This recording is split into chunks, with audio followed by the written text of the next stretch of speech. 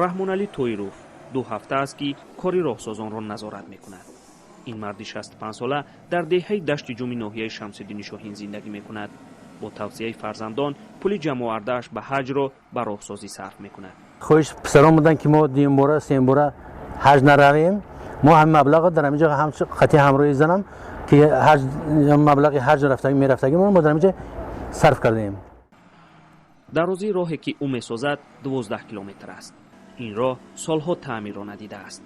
در فصل سرما رفت و آمد به دشت جوم خیلی سخت است.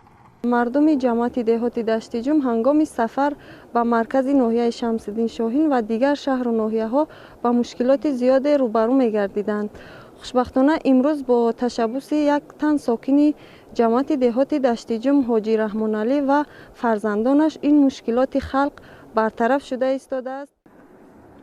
راه اساسی ناحیه شمس‌الدین شاهین با ولایت بدخشان پیوست می‌شود.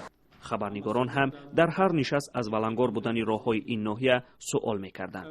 مقامات در نشست اخیر مطبوعاتی اعتراف کرد که اکثری راه‌هایی که به جماعت‌ها پیوست می‌شود تعمیر طلبند.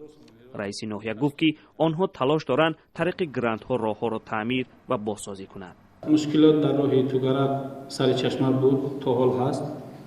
این مسئله از جانب متخصصان ساحوی برای پیشنهاد و معین کردن ارزش صرف می‌شده در تعمیر و تجدید راه اساسی توگرک سر چشمه مورد کاربری قرار داده شد. اکنون رحمانعلی تویروف راهی را تعمیر دارد که زمان شوروی بنیاد شده بود. کارشناسان از آن اعراض می‌گیرند که راه‌ها تنها از سوی صاحبکاران تعمیر می‌شوند، ولی مقامات محلی همیشه در حسابات خود به حیث تعمیر کننده راه خود را نامنویس می‌کنند. ولی در حکومت ناحیه شمس‌الدین شاهین تعمیر کننده راه رحمانعلی تویروف را می‌دانند و